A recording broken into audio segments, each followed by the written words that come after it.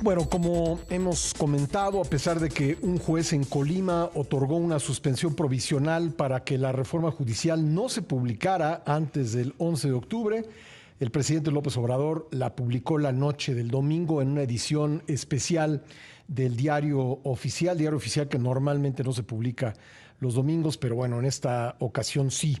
La Fundación IRIS, en Promoción y Defensa de los Derechos Humanos AC, fue la que promovió un amparo indirecto el pasado 5 de septiembre en contra de la discusión, aprobación y futura publicación de esta reforma planteada por el presidente López Obrador y fue concedido de forma provisional por el juez de Colima. Me acompaña aquí en la cabina el doctor Raúl Andrade Osorio, abogado constitucionalista y representante legal de la Fundación IRIS en Promoción y Defensa de los Derechos Humanos AC. ¿Qué tal, doctor? ¿Cómo está?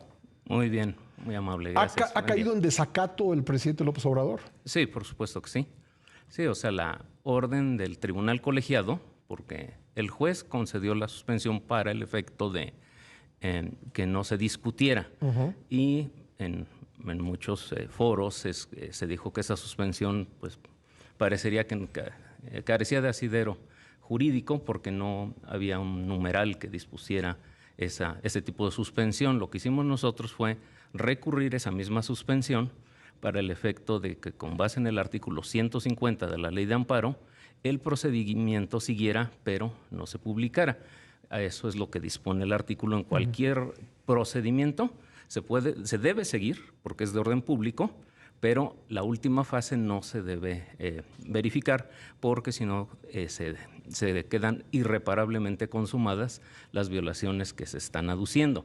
En la inteligencia que el amparo se promovió contra el proceso propiamente dicho, actos que se llaman intralegislativos, no contra la reforma propiamente, porque ni siquiera tenía existencia jurídica cuando se promovió sino contra amparo. La discusión. El proceso, sí. El proceso. El proceso. ¿Cuáles son, ya publicada la reforma, cuáles son algunas, porque imagino que hay varias, podríamos hacer una lista de las violaciones a las garantías constitucionales que implica esta reforma? Bueno, hay violación a la garantía de legalidad y se impugnaron 2 artículos del reglamento de la Cámara de Diputados. ¿En relación con qué? La legislatura que hizo los dictámenes es una legislatura que iba a concluir y los dejó ya discutidos y aprobados para la subsiguiente. Esto vulnera claramente el principio de democracia deliberativa, porque no puede vincular una legislatura a una siguiente, hacer lo que diga la anterior. ¿Tendría que haber retomado en comisiones, por supuesto, la discusión del dictamen? ¿Hacer un nuevo dictamen? ¿Eso es lo que un nuevo dictamen, que lo discutieran, y porque se supone que es un cambio, bueno, no se supone, es un cambio de legislatura, son nuevos integrantes, y precisamente la democracia tiene como nota distintiva pues el que se vaya cambiando de manera periódica a las personas que son titulares de los órganos del Estado, y precisamente eso da que tal vez viene una, vamos a decirlo así, una directriz, y que esa nueva legislatura o ese nuevo titular del Ejecutivo, etcétera, pues vaya cambiando las cosas como lo estime pertinente. Sí, digamos, pues no suena muy acorde con la democracia deliberativa que una legislatura de alguna manera le haga el trabajo a la siguiente, ¿no? Pues sobre todo que lo vincule. Sí. Porque bueno, hacerle el trabajo entendería que es otro punto, ¿no? Bueno, si le adelantó y le ayudó, no. Aquí, a final del día, si estamos en la obligó a, sí, obliga, y pero además discutir algo que ya estaba aprobado. Ajá, y que hay alternancia en el poder. O sea, aquí, con la mayoría simple que tenían, bueno, Morena pudo aprobar los dictámenes. En comisiones. En comisiones. Lo que no podía es aprobar la reforma constitucional por falta de esa mayoría calificada. Y lo que hicieron es vincular a la siguiente legislatura. Obviamente, del mismo partido, pues nada pasó. Pero obviamente tenemos que ver las cosas desde el punto de vista jurídico y democrático.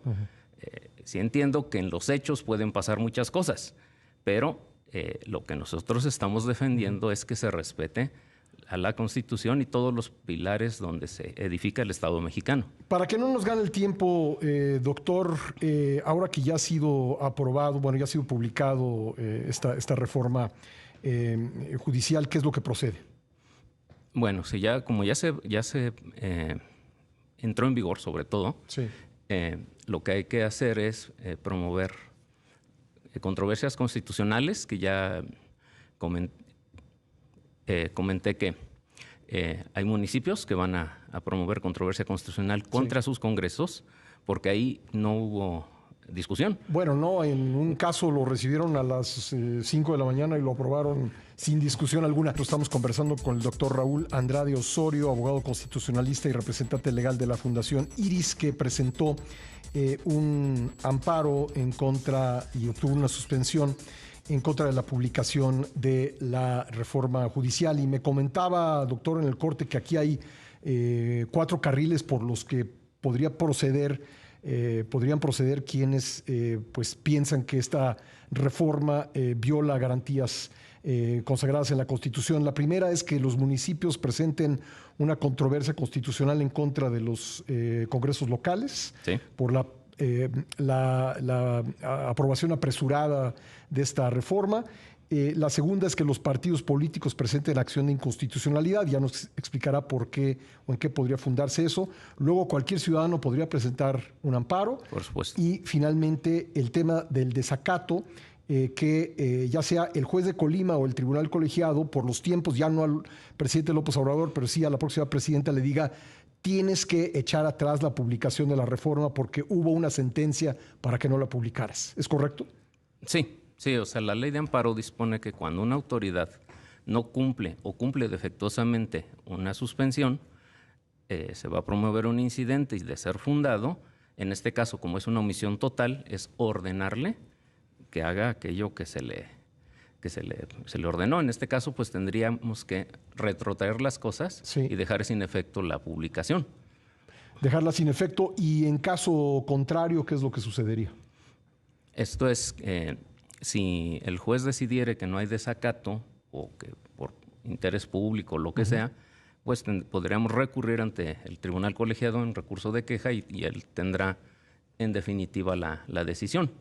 Ahora, es importante precisar que, bueno, hay un desacato, pero no hay un hecho criminoso. Esto es, para que esta conducta contumaz sea un delito, es necesario que se intime a la autoridad por medio del incidente para que acate la suspensión. Si no lo hace, bueno, ya es un segundo requerimiento. Entonces sí, el colegiado o el juzgado, dependiendo en qué instancia estemos, deberá dar vista al Ministerio Público. Que es la Fiscalía General de la República. Exactamente. Y además, pues, quedaría vinculada al cumplimiento también la presidenta, porque por los tiempos ya no creo que sea factible que se analice únicamente la conducta del presidente actual.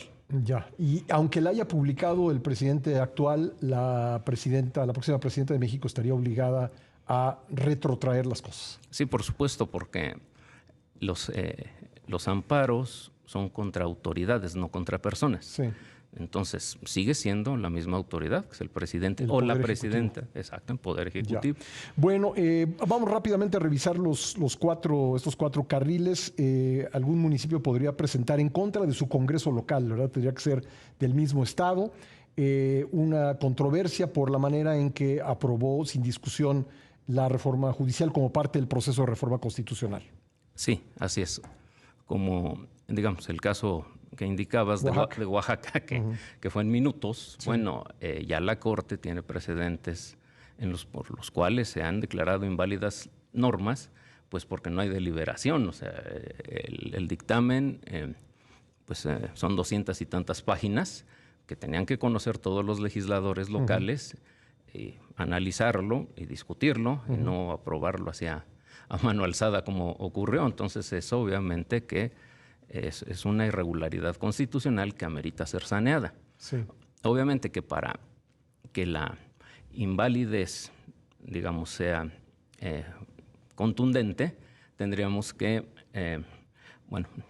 o los municipios impugnar en sus legislaturas y restar, digamos, vamos a decirlo así, los votos que se fuera declarando inválidas sus sesiones, hasta menos de 17. 17 que son las requeridas. Las requeridas. Y en ese momento pues ya no tendría los votos necesarios de las legislaturas locales. Bueno, el segundo carril son los partidos políticos. ¿Por qué pueden presentar ellos acción de inconstitucionalidad? Bueno, ellos han dicho que van a promover esta acción abstracta de inconstitucionalidad porque tiene cuestiones electorales. Digo, el corazón, la médula de esta reforma es precisamente que se elijan por el voto público los integrantes del Poder Judicial de la Federación y de los estados. Y por tanto, los partidos están legitimados para promover este tipo de acción en materia electoral, y es que van a intentarlo por esa vía. La tercera, los amparos individuales. ¿Cómo procedería esto?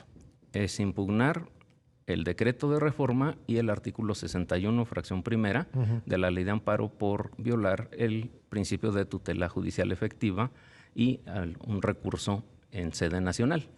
Todos tenemos derecho a un recurso. Entonces, digamos, es como el caso Castañeda, tal vez lo recuerda, que él quería ser candidato independiente, se fue al amparo y le dijeron no procede, se fue a la comisión, luego a la Corte Interamericana y la Corte Interamericana dijo no es que le des la candidatura independiente, cada país tiene su libre configuración para decir cómo gana el poder las personas, pero si quiere escúchalo, esto es, crea un recurso efectivo para analizar si eso es acorde a la Constitución, al sistema de partidos.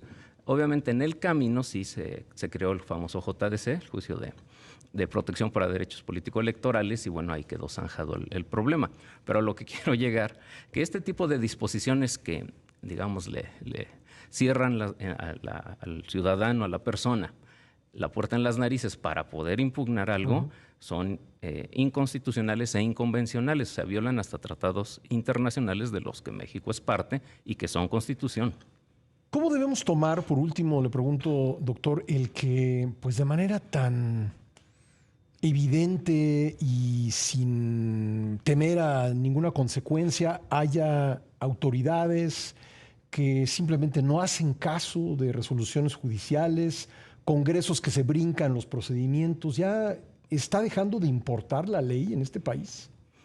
Es que ese es el problema. Por eso es que hemos estado dando la batalla en sede jurídica, porque es muy preocupante, lo decía ayer. A ver, vamos a nada más hacer un ejercicio de imaginación para explicarme. Bueno, los jueces, si nos ponemos en ese tenor, pues los jueces van a decir, la reforma es inconstitucional, no la obedezco, y el día que me digas que me tenga que ir, no me voy. O sea, podemos crear una crisis mayor de la que ya existe. ¿Constitucional? Sí, por supuesto. Y ahora sí que desapego al Estado de Derecho. Sí. Entiendo que a ninguna persona le gusta perder o que nos atrasen, aletarguen las cosas, pero todo debe discutirse dentro de los canales institucionales. De otra forma, es como han hecho los legisladores. Por ejemplo, la senadora Godoy dice, no, es que el amparo no es improcedente. Bueno, pues entonces recurre. Bueno, pues así están las cosas. Hay que seguir con atención toda esta discusión y le agradezco mucho al doctor Raúl Andrade que nos ha ayudado con el mapa para entender lo que legalmente está en juego, aún ya publicada la reforma judicial el pasado domingo. Le agradezco mucho, doctor. Gracias por haber venido. No, el agradecido soy yo. Muy Gracias. Amable.